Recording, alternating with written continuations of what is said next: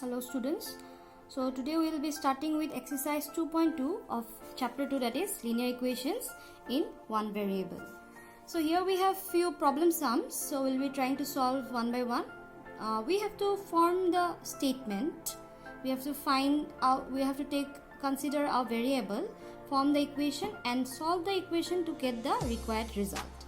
So the first question is, if you subtract 1 by 2 from a number and multiply the result by 1 by 2, you get 1 by 8.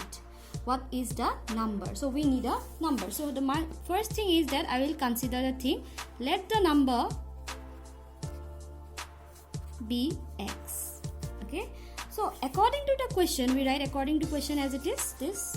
So according to the question, it is given that if I subtract 1 by 2 from a number, that is my number was x and I subtract 1 by 2 from it, and then multiply the result by 1 by 2, I will get 1 by 8. So this is my equation.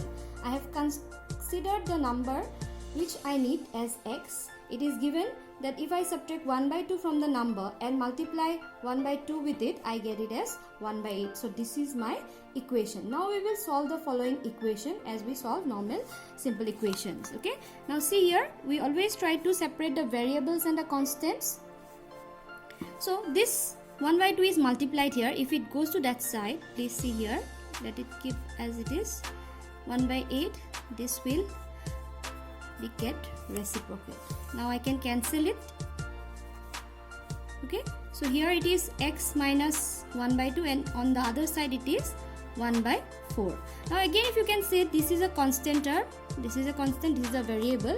So I will transfer the constant to the other side.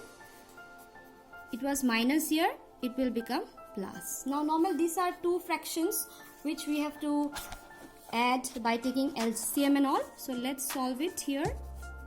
LCM will be 4 here. So 1 plus 2. This implies x is equal to 3 by 4. I got the value of x. So my question was to find the number. So I can write it properly. Sorry for this. I'll write down. Therefore, the number is 3 by 4. So it's very important that you write the statement.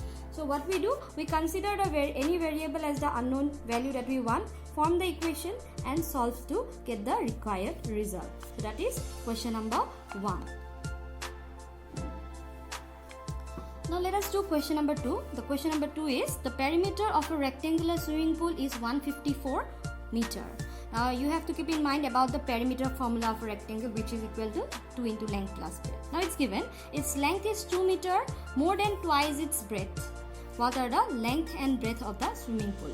So it's given here. Now what will I consider as x? It is given as that. See, its length is 2 meter, more than twice its breadth. So I'll consider the breadth as x. Okay, so let me write the statement. Let the breadth of the pool be x. And what will be the length then? Then length will be equal to, you said that 2 meter, more than twice its breadth. So twice its breadth will be this and 2 meter more will be this. So this is my length. And what is given? Given perimeter of the pool as 154 meter. Now we know that there is a formula for the perimeter of a rectangle. All of us know this. So we know that perimeter of a rectangle is equal to 2 into length plus breadth. Now what we will do, in this particular formula, we already have been given the value of perimeter. Length we have taken as 2x plus 2, breadth we have taken as x. So we'll form the equation and find the value of x. Okay, let's do it now. So according to question, our equation will be 2 into length. Length is 2x plus 2 plus breadth, that is x, is equal to 154. Now let us solve this particular part. see 2x plus x like terms, so is equal to 3x plus 2. This side we have 154. Now this is multiplied here. Let's take it to the other side. It will become divided by 2. It gets cancelled, 77. So we have 3x plus 2 is equal to 77. Now let's solve it further. 3x equal to 77 minus 2, this was plus. 3x is equal to 75. Now this 3 is multiplied to it, so 75 by 3. If you cancel, see, so I get the value of x as 25. But this is not the end of the question. Here we are asked to find the length and breadth of the swimming pool, and we have taken the length as 2x plus 2 and breadth as x. So putting the values here of x here and here, will write down, calculate the value of the length and breadth of the swimming pool. So here we have x equal to 25. I'll be using this space. So therefore length of the pool is equal to, I have taken as 2x plus 2. Let's put the value. X is 25 plus 2. So 2 into 25 is 50 plus 2 is equal to 52 meter.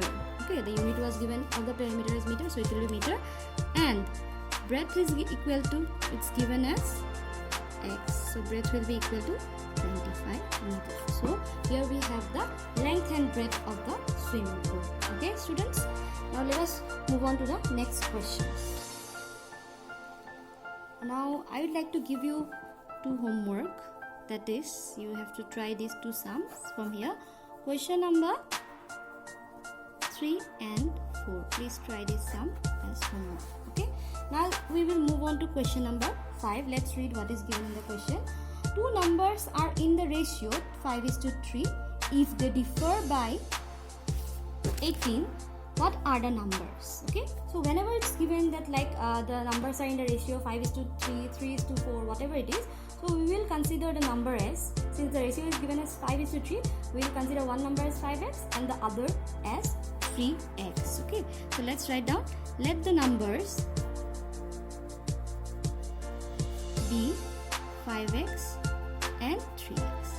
Now there is a condition given which will form the equation, help us to form the equation. It's given that the numbers differ by 18. Differ means the difference between the numbers. So 5x minus 3x is equal to 18, right? So this will be our equation. Let us solve it. 5x minus 3x, they are like terms, so it gives me 2x equal to 18. X equal to 18 divided by 2, cancel it, gives me 9. So I have the value of x, but I need the numbers which are 5x and 3x. So I'll write, therefore the numbers are, one is 5x, so is equal to 5 into x is 9, which is equal to 45, and the other one is 3x. 3 into 9 will give me 27. Now I have got these two numbers. If you subtract and see 45 minus 27, you will get 18. So what it was given, that the number were in the ratio 5:3, and when we find the difference between the number, we get 18. Okay, so see students, many of you make a mistake that you solve it till here and you don't find the other part. When you think that you have x, you have got the result, but that is not the condition. Where whatever you are supposed to find out, you'll have to do till that part. Okay, so I hope you have understood the sums that I have explained. We'll be going through the other sums in our coming classes. So if there is any doubt, let me know it. I'll clear in the coming classes. So hope everyone has understood. Thank you and have a nice day.